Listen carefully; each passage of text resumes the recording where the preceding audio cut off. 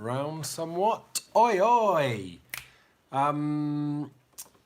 It's typical, isn't it, that as the week goes on, the enthusiasm tempers a little bit with these bigger meetings, but still got some decent racing for the Saturday, so I'm going to continue to do the video just to complete the series, and then pretty much that is the end of Cheltenham until next season. Got some big things to think about over the summer, so keep you posted. Well, I won't. I'll tell you about it next year. Anywho, decent action coming in today. The whole Mullins and Henry de Bromhead clash today's gone by the wayside. Bob Bollinger's apparently coughing. See what goes on with Honey as well. Rare Time did run all right for Henry de Bromhead yesterday, so while I suggested that he may be in poor form, and I think others are starting to latch onto that a little bit now as well, maybe they're reading into it a tiny bit too much. Like I said, I know a few people that don't believe in yard form, so we'll see. Anywho, on to Saturday. A few races in there that I wouldn't really pay too much attention to, especially the first. Difference with Saturday's racing is, which the week's beautiful, Tuesday to Friday, it's all late afternoonish, so for people that work, get to watch it after. Saturday stuff's in and around the right time. There's going to be the social media boycott from 3 PM. I mean, that's just another Friday for me, to be honest, and another weekend, but by the by, wanted to get this video done and posted before then, just because if everyone else is doing it, got to jump on the old bandwagon, didn't you? Anywho, I want to say second race it is. Yeah, second race, 250 handicap chase. Long handicap chase this is. Best part of 4 miles. There is a horse in here that I'm very excited about, to be honest. Now, I say I'm very excited about it. This isn't to suggest that, whoa, I think this is an absolute stonking bet, because I don't think it is. Like a few of the horses that are back in the handicaps, they're just horses that I've had on the radar for a little while. There's things about them that I'd like to see. So there's a certain trip I'd like them to run over, certain grounds, tracks, and then if their mark feels about right, and then they meet those conditions finally at some point, that's when they're going to be of interest to me. So that first horse is Eurobot.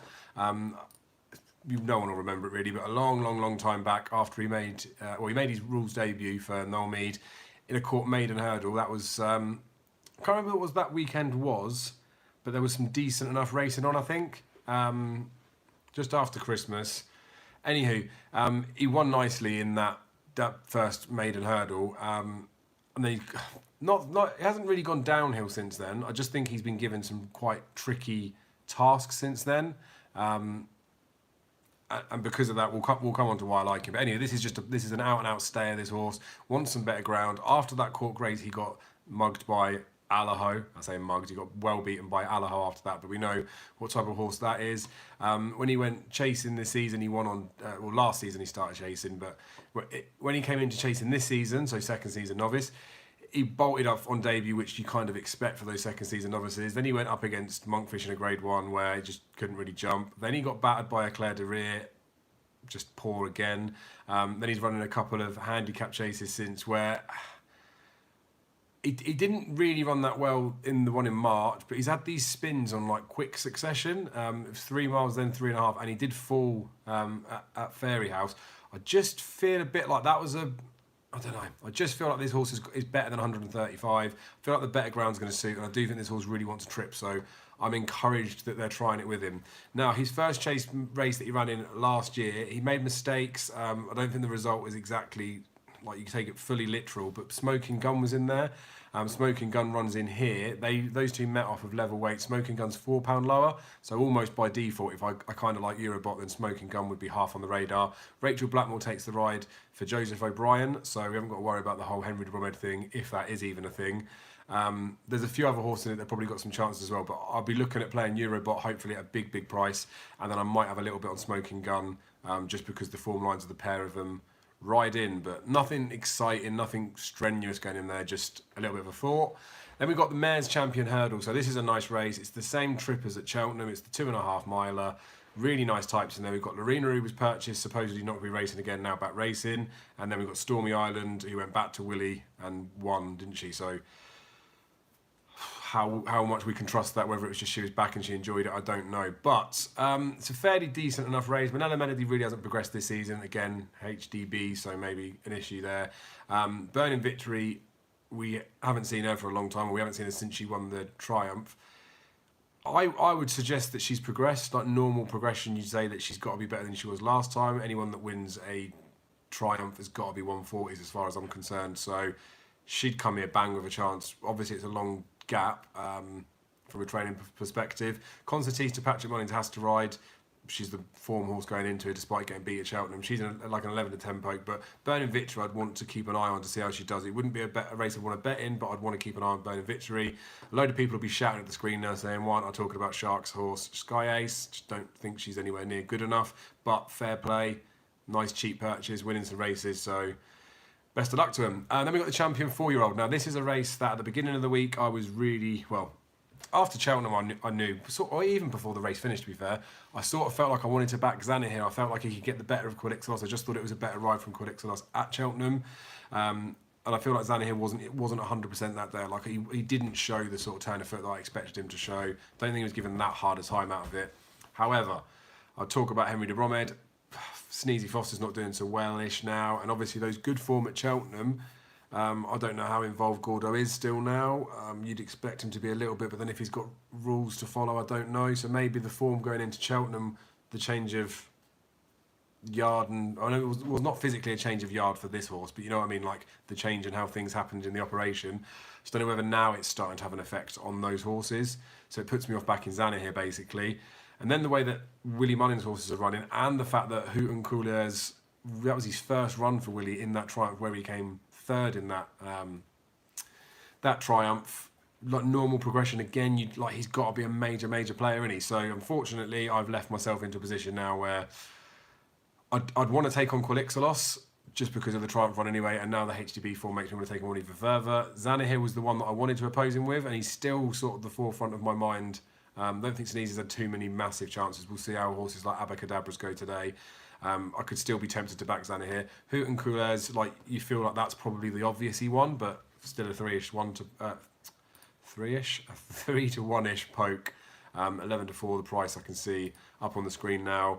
I don't really feel like it's set up for an upset, to be honest with you. There's other horses in there that have run well that shouldn't be up to this.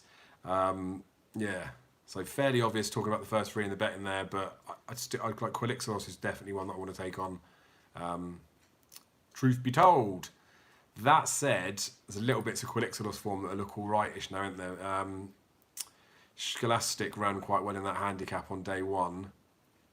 So yeah, stupid. Anyway, just sit back and watch that race. Well, I wouldn't be playing anyway. They were just my thoughts for what it's worth. Then there's a Taff handicap chase. This is just over 3 miles. Quite a few like reasonable names in here, the sorts of types you'd expect for staying chases. They tend to be lower class. I don't want to be like snobbish with that, but they tend to be lower class. I just don't know like who I'd strongly fancy in here. One that's definitely interesting is 1010. We ran here the other day and just lost the chance to start at the beginning of the race. Whether this trip's ideal for him or not, I don't know. But his race before that in March was the same trip on slightly slower ground, and he managed second off of a £4 lower mark. Something just tells me that they're not just fanning about running this horse for the sake of it so quickly. Obviously, he didn't have a run the other day, but I don't know whether there's a plan to do something with him or not. He's just half interested off the back of that. And although he was marked as running a few days ago, he obviously didn't. He just refused right at the start, so ignore that. But there's nothing in the race that I'd want to bet, but I'd probably want to keep half an eye on that 10-10, especially if there's a bit of money for him. Handicap Hurdle comes in after this. There is one in here that I do quite like a lot. Power of Pause for Willie Mullins. I really think this horse has got a middle distance race in him. Now, I tend to find that middle distance horses maybe tend to be a bit tripless, but you look at Envoy Lands, best forms come at 2.5, was a 2.5 mile pointer, and that's when he was impressive. Power of Pause was a 2.5 mile pointer. The stamina thing isn't really been tested of him yet, but I think the 2.5 mile trip for him does suit. He ran at Fairy House in the Grade 2, and he was actually going all right in there behind Ashdale Bob when he was brought down. I think 136 is definitely doable for him. I actually backed him for the Coral Cup at Cheltenham, hoping he would come over for that. I thought the trip and everything would suit.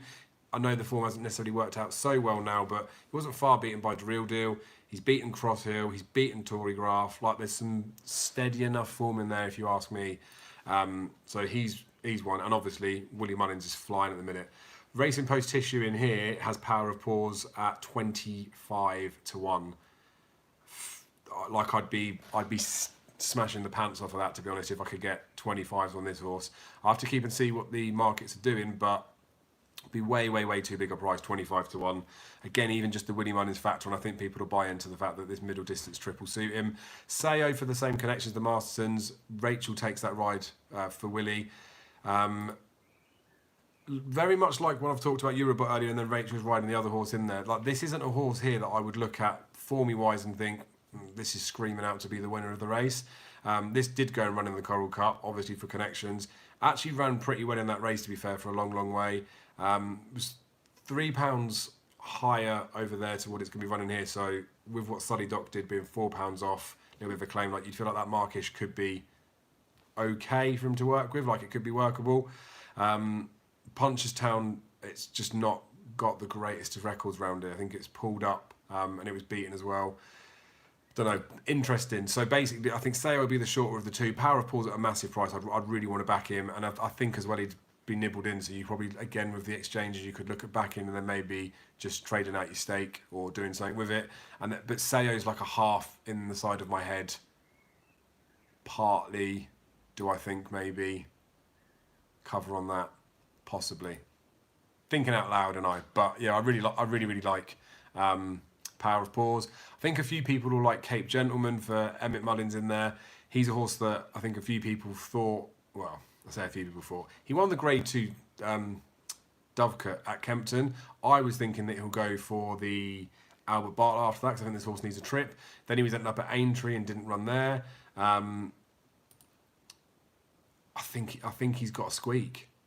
No like two ways of putting it in about there. I think he's probably, I don't know, 14s is the Racing Post titular in here, and I don't want to be tipping up and talking about so many horses within a single race, but he's very lightly raced. The marker 140 struggles for me to think that he's really well treated, so I'd probably squeeze him out a little bit, but he's of course a distance winner at the track. That's obviously going to help. Kashari, that people fancied for the Coral Cup at Cheltenham, he's going to see some supporting money in there. So there's plenty of horses in here that I think are going to attract some interest. I just think Power of Pause is massively being overlooked at a monster price. I could see some money coming for him as well. But they're my thoughts, they're me thinking out loud.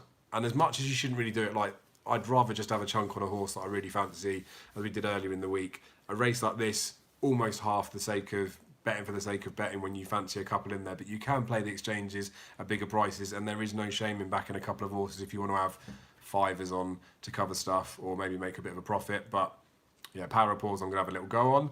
Mare's Handicap Hurdle, I haven't even looked at it twice, to be honest, so there's no point talking about that now. And then there's a bumper toward the end of it. There's a couple of okay-ish nice horses in there.